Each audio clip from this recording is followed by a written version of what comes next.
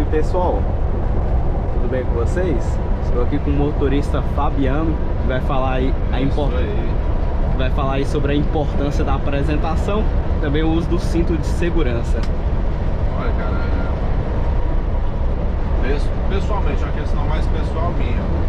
Em caso de um acidente, como eu vou me sentir se eu não tiver feito uma apresentação adequada, tiver orientado todo mundo a usar o cinto e aos procedimentos de emergência, né? Como é que eu vou me sentir se eu não tiver feito e pensar assim, poxa, pelo fato de eu não ter feito, mais vidas poderiam ter sido salvas, né? Eu poderia ter me comunicado melhor e falar pro pessoal para usar o cinto bonitinho, né? Explicado a necessidade, que não é só por causa da fiscalização, não é só, né, por outras coisas, mas sim pela segurança. Então eu acho que é mais uma questão de consciência. E outra coisa, o passageiro que ele está dentro do veículo desse aqui, às vezes ele nunca fez essa viagem e ele não sabe onde vai parar para jantar, onde vai parar para almoçar, né? No caso das viagens noturnas aí, ou viagens de mais de 12 ou 15 horas.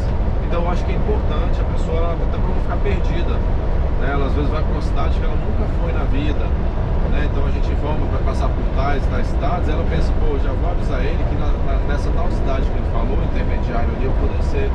Isso já ajuda a deixar a pessoa mais tranquila, mais confortável e, consequentemente, traz mais confiança na equipe e na empresa, né? E mais segurança pro passageiro.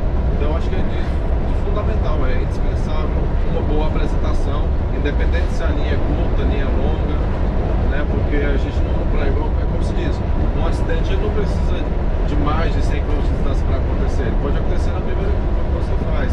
Então, você comunicando a necessidade dos itens, dos equipamentos de segurança, né, obrigatórios, isso aí, sem dúvida, salva muitas vidas. Essa é a questão aqui. A gente está com um veículo de 10 a 15 toneladas a 90 km por hora. Então, são vidas que estão em jogo. A gente não está transportando caixa, não está transportando produto, são vidas. É o bem mais precioso, né? E não tem preço a vida, não tem valor, ela não tem preço. Então, eu acho que é fundamental. Na minha opinião, eu não deixo de fazer. Por mais que seja uma linha de 60 km, não deixo de fazer, né? Todos os comunicados de segurança, tem gente que até fala, você é bobo, não precisa, isso e aquilo. Não, mas na minha cabeça, do jeito que eu fui ensinado, né? Onde eu li nos manuais técnicos, eu cheguei à conclusão que é necessário fazer, então eu sempre faço. Na minha concepção, funciona assim. E eu acho que na de todos os motoristas deveriam ter essa mentalidade. Não é porque tem uma fiscalização lá na frente que eu vou falar para o passageiro usar. É pela segurança, né, e o risco envolvido. Porque aqui a atividade de motorista, ela não é só dirigir, né? Dirigir é o básico, mas é gerenciar riscos, né? Você está gerenciando riscos constantemente. Na próxima curva você tem que prever que pode haver um veículo na contramão. Enfim, né, pode ter alguém bêbado, alguém passando mal na direção e veio para a faixa contrária. Então você está sempre gerenciando esses riscos. E isso envolve a segurança do passageiro em ambas as cabines, né, no leito, até aqui no frente mesmo, né? Até questão de bagagem, tudo isso é uma gestão de risco, tipos de produtos que podem ou não ser carregados.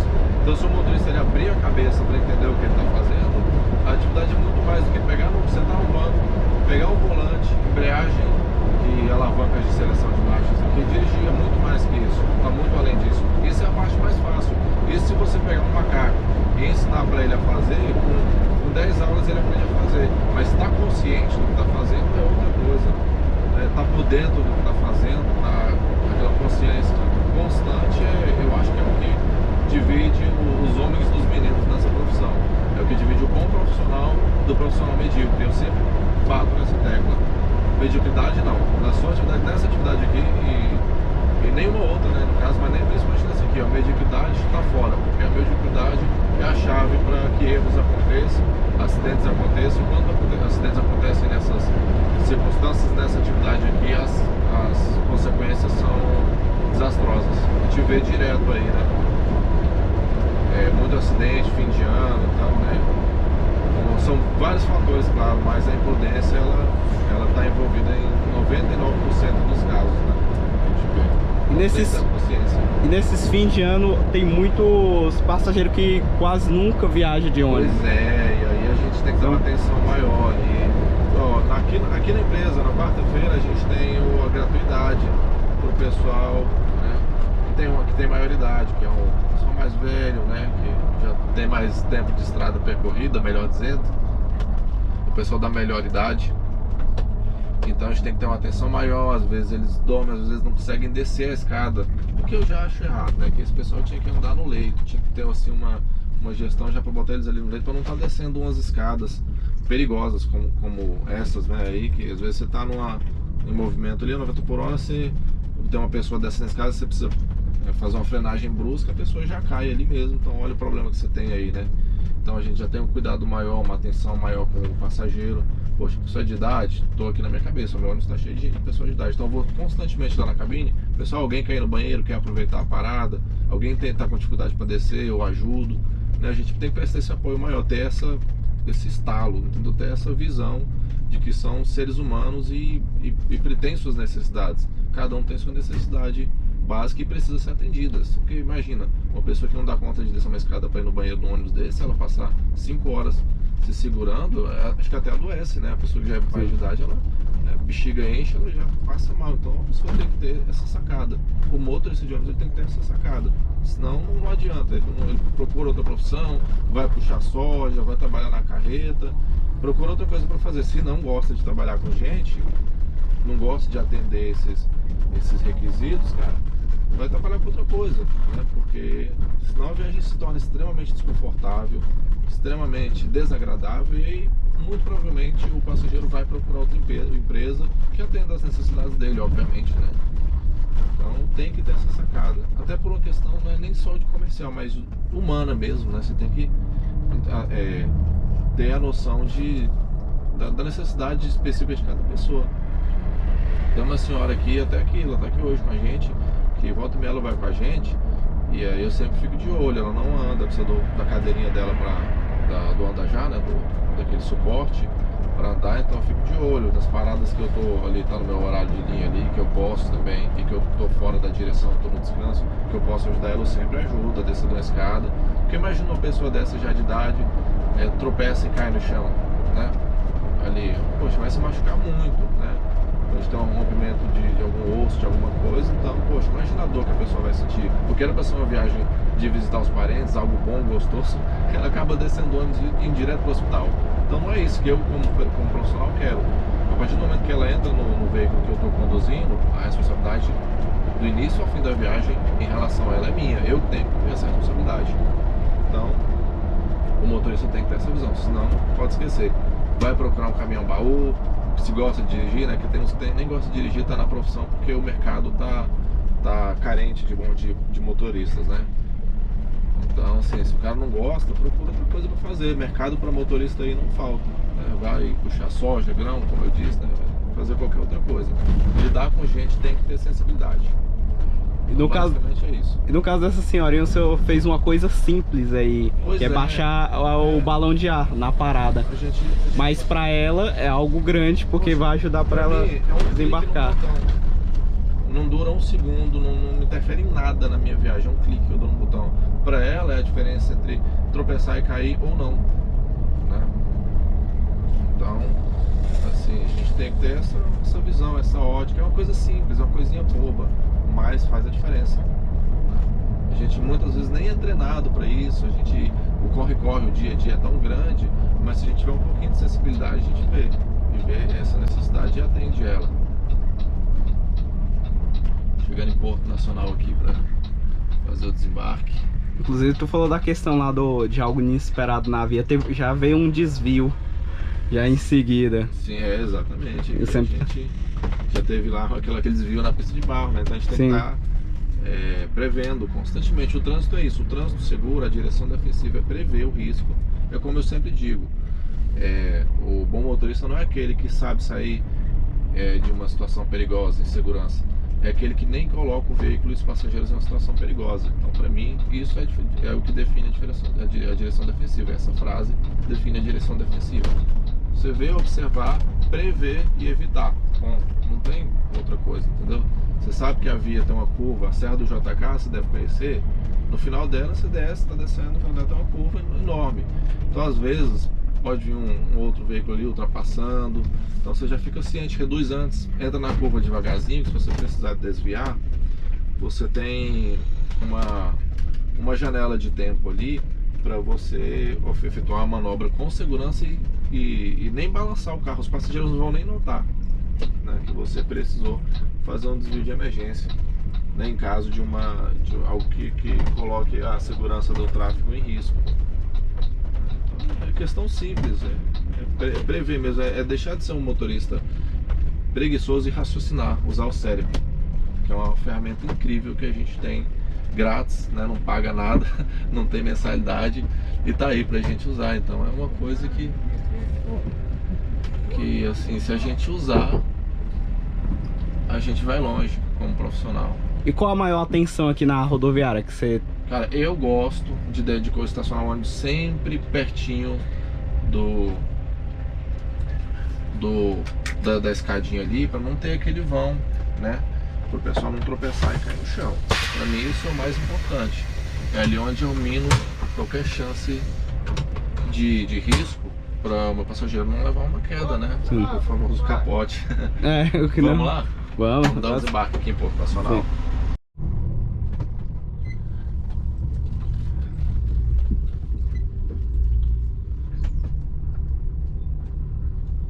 A rodoviária de Porto Nacional é bonita, só que tinha que arrumar esse pavimento aqui.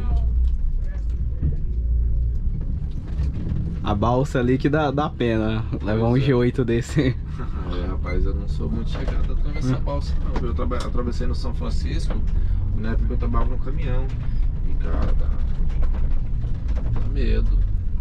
Mas imagine de onde? Onde você que tem que cuidar de 60 passageiros. Pois é, são vidas ali. Sim, tem que botar tudo. Eu acho que é muita coisa em jogo para colocar em cima da balsa. Não desmerecendo jamais Diferente do caminhão, o trabalho, né?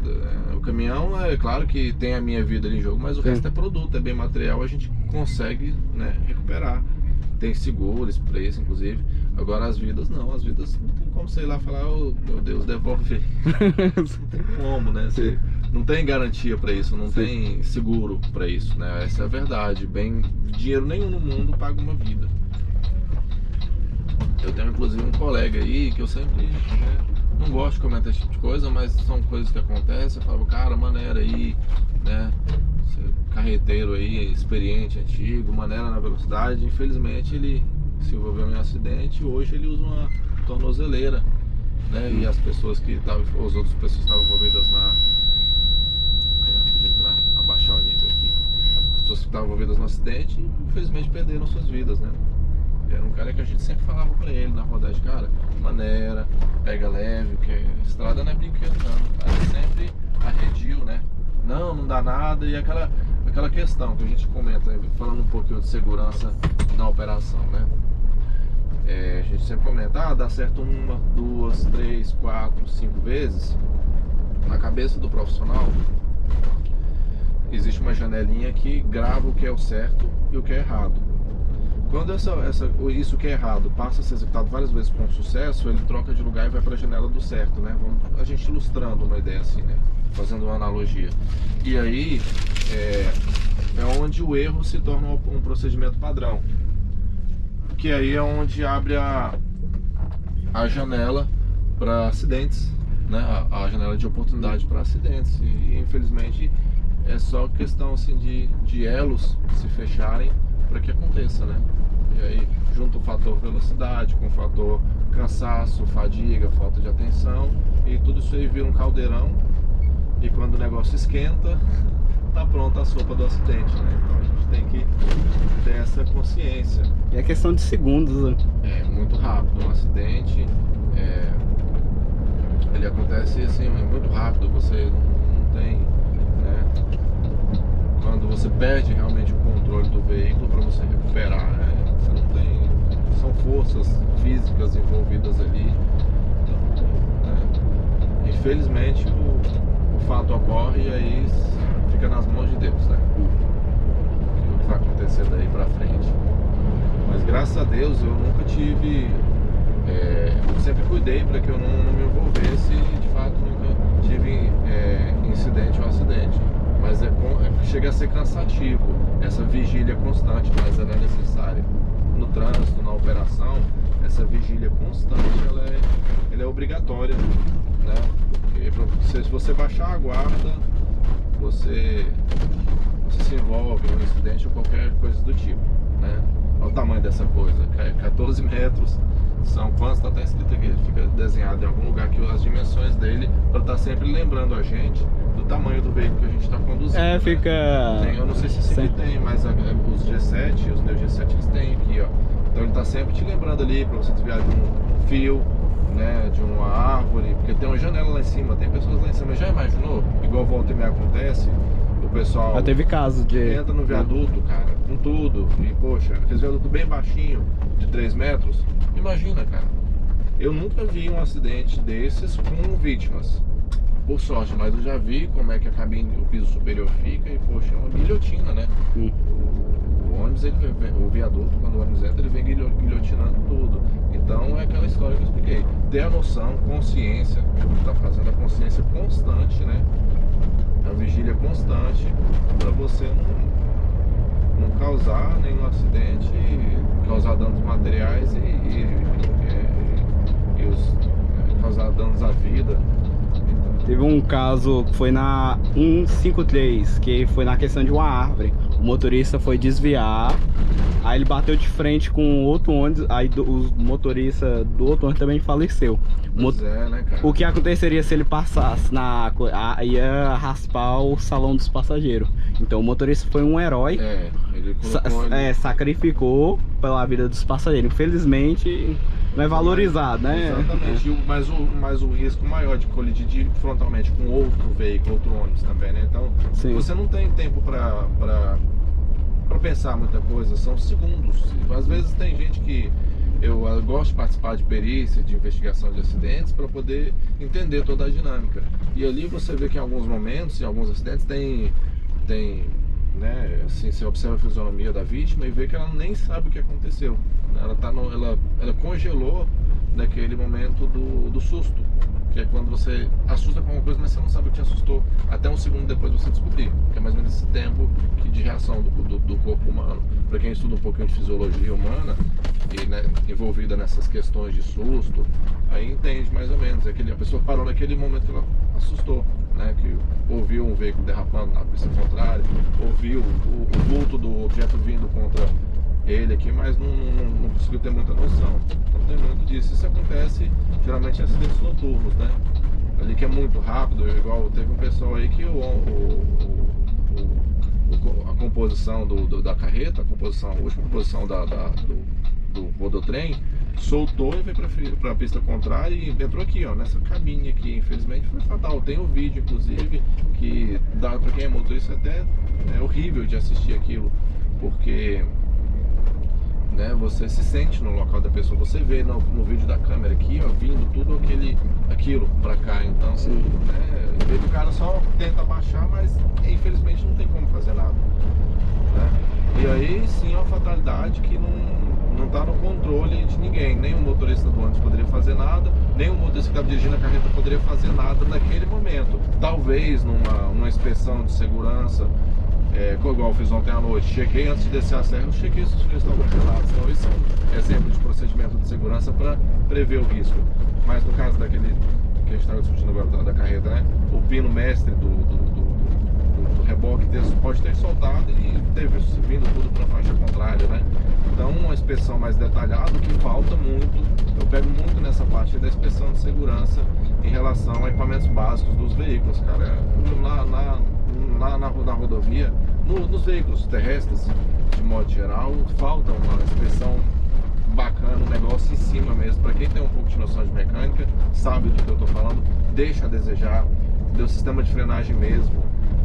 Não é uma, nem duas, é todo mundo não pega e não faz aquela troca preventiva e já faz a troca, porque também é um veículo de uso constante. Só faz a troca quando a lona já está aparecendo uma folha de papel. Então essa é a minha opinião pessoal em relação a equipamentos de segurança, né? Eu sinto que falta isso. E aí cabe aos motoristas aqui gerenciar e observar, né, o uso e desgaste constante E o motorista também tem vale ressaltar que ele também tem a opção de negar também o veículo. Tem, se ele não quiser.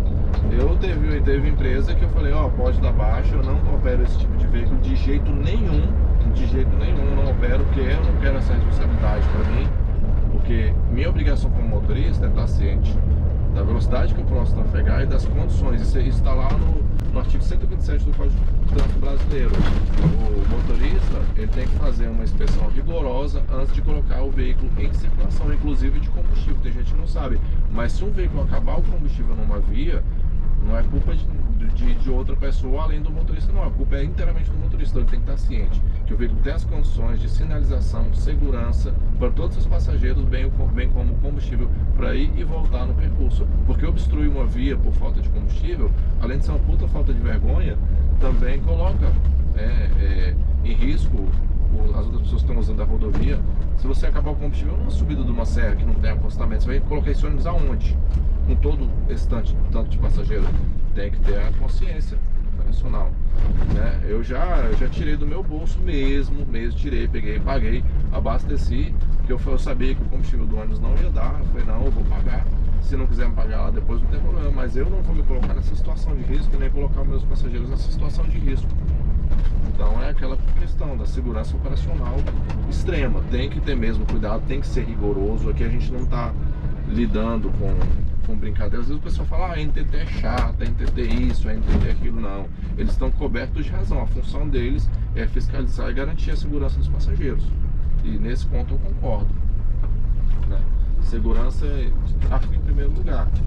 Quem não deve não teme. Pois exatamente, quem não deve. Aqui ó, o ônibus novinho, a empresa rigorosamente dentro do padrão, né, a rigor mesmo.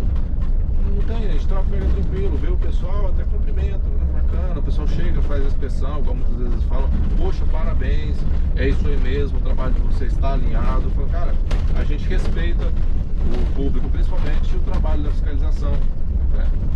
E não tem por que a gente não andar certinho, né? Banheiro higienizado, extintor de incêndio nas luzes, em todos os ambientes, inclusive no bagageiro. São coisas básicas, mas que garantem, né? E o treinamento também da equipe. Treinamento, eu pego muito nessa tecla também. Treinamento é fundamental. O que adianta? É igual eu vi um vídeo né, um vídeo engraçado, vamos dizer assim. O cara cortando com um serrote, né, numa obra. E aí eu vi um pedreiro e falava, não, pega essa serra circular aqui. A serra circular é um equipamento que tem um disco giratório que corta muito mais rápido que uma serra manual. O cara pegou a serra circular e começou a usar ela como se ela fosse um serrote. Né? Ou seja, não adianta o profissional ter uma ferramenta top, uma ferramenta bacana. Ele tem que saber usar, ele tem que estar treinado para usar aquilo ali, né? É igual às vezes a gente viaja aí, um colega, você vai terminar de descer uma serrinha ali, você põe a mão na roda, se você colocar óleo e ovo, você frita um ovo, né? Se você colocar um pouquinho de óleo, sal e um ovo ali, tá pronto o ovo, né? Porque o cara não sabe que tem sistema de retarda, não sabe que dá para usar o sistema de seletora de marchas para poder reduzir um pouco mais a velocidade, né? Não sabe que tem que usar o freio motor. Então tudo isso demonstra que tem que ter um treinamento para o profissional fazer um procedimento, né, tranquilo, seguro, não ficar dando aquelas freadas que, poxa, imagina, a viagem fica incômoda, você se sente inseguro, toda hora um pezão no freio, aquela redução abrupta. Então, tem que ter um treinamento, faz parte parte inalienável, inclusive, do treinamento, da operação segura, é o treinamento. Que a pessoa tenha consciência de tudo que ela tem à mão aqui, todo o aparato que envolve aqui, para ela ter um tráfego seguro. Eu acho bacana quando o passageiro vira e fala, poxa, motorista, eu dormi lá na saída e só acordei agora aqui no desembarque porque você chamou. Isso demonstra o quê? Que o cara não teve nenhum susto durante a viagem, ele teve um sono só. Isso é meio que um marcador que eu tenho para poder saber como é que foi a condução durante a viagem, entendeu? Se eu não tomou nenhum susto, não teve, né? Significa que a viagem foi tranquila, foi excelente. Isso aí dá aquele prazer de trabalhar, sabe? Eu sinto prazer de fazer um trabalho assim, satisfatório para todo mundo. Dá o melhor, né? Mesmo... A gente dá o melhor e está sempre aprimorando, com base no feedback dos passageiros, né, dos usuários. Né? Então a gente muitas vezes, poxa, você gostou da viagem, tem o telefone da empresa aqui, se tiver alguma crítica, sugestão, pode fazer, manda um WhatsApp lá, tá? Com algo que você acha que pode melhorar, ou algo que você não gostou também. Críticas construtivas são sempre bem-vindas. Se você falar que, eu não gostei disso, mas não gostei por quê, e explicar pra gente, com certeza da próxima vez que você for viajar com a gente já vai ter alinhado e resolvido aquele problema, você não vai ter ele de novo. Isso faz parte do crescimento humano, do crescimento mútuo. Então é importante que as pessoas, se sentir satisfeito, não é encheção de saco, é uma sugestão para melhorar o serviço, né? Então, eu gosto quando eu recebo esses feedbacks. Para mim é extremamente importante, que eu não sou perfeito e não tenho o olho, né, assim, para a gente enxergar tudo que tá, né? É claro que a gente tem que saber o que está fazendo, mas a gente não consegue enxergar todos os passageiros. São 65 passageiros aqui dentro, cada um tem uma visão diferente. Quanto mais ele compartilhar a experiência com a gente, melhor, né? Porque aí a gente sabe o que cada um está sentindo e passando, e aí consegue atender mais especificamente a necessidade de cada um. Claro, respeitando, né, o direito de todos. A gente tem que ter essa ponderação aí em relação ao que é bom. Não adianta eu fazer uma parada num lugar que é bom para um só passageiro e é ruim para todos os outros. Então tem que ter inclusive o motorista também tem que ter esse jogo de cintura, né, de ter essa visão aí de, poxa, eu não vou fazer uma coisa para agradar um e desagradar 10, para ajudar um e prejudicar 10. Então a gente tem que ter esse nivelamento, e aí é onde entra o pulso firme do motorista dentro da cabine. Não posso fazer por isso e por isso e por isso. Lamento, são normas internas, são procedimentos que garantem a segurança de todos a bordo. Então, uma pessoa às vezes quer vir com uma caixa enorme porque tem louça dentro, quer colocar na cabine de passageiros. Não, eu coloco num lugarzinho lá, o outro motorista deixa. Então a pessoa não tem essa noção de que, como se diz, o que ela está trazendo ali, poxa, coloca em risco se eu precisar frear. E essa caixa vir para frente com tudo é louça, aquilo ali quebrar, voar pedaço para todo lado, vai machucar todo mundo. Ou seja, não dá para agradar um e colocar todos os outros passageiros em risco. Igual, o pessoal quer carregar a caixa de isopor. Caixa de isopor não pode. Em cima do compartimento de bagagens traseiro do veículo tem um aquecimento muito grande por conta do motor. É claro que existe um isolamento térmico, mas tem um aquecimento muito grande. Esse isopor ele derrete, ele se transforma num produto químico, ele entra naquelas frestas traseiras ali, acaba saindo lá no motor e vira um gás químico. Isso aí coloca fogo no ônibus em instantes. Imagina um negócio desse tamanho, com uma saída só, pegando fogo para evacuar, o trabalho que é, né? E o risco que é para todos os passageiros, e o prejuízo, né, que é. Então a gente tem que ter toda essa consciência para não fazer bobagem. Por isso que eu falo, a profissão de motorista aqui, ela envolve muita coisa, e às vezes o próprio profissional, pelo fato de não enxergar o tamanho do risco que ele está gerenciando, ele não se valoriza. E aí, infelizmente, onde ele não procura uma capacitação, ele não procura um treinamento, ele fica arredio em relação até a própria operação. Eu faço isso tantas vezes que já é automático para mim. Vou fazer mexendo no celular, vou fazer lendo um livro, vou fazer qualquer outra coisa, porque vira tão automático que, se você quiser que faça sozinho, você faz. O seu corpo faz sozinho, e você fica voado pensando em outra coisa. Sai daquela consciência operacional que eu falei antes no vídeo, né, anteriormente aqui na nossa conversa. E acaba que cria-se essa cultura do motorista vira-lata, né? Sim. Então eu acho que pela nossa profissão aqui, cara, a consciência tem que ser totalmente outra. Muitos colegas aqui, profissionais excelentes. Olha só, né? Que eu falei, ó.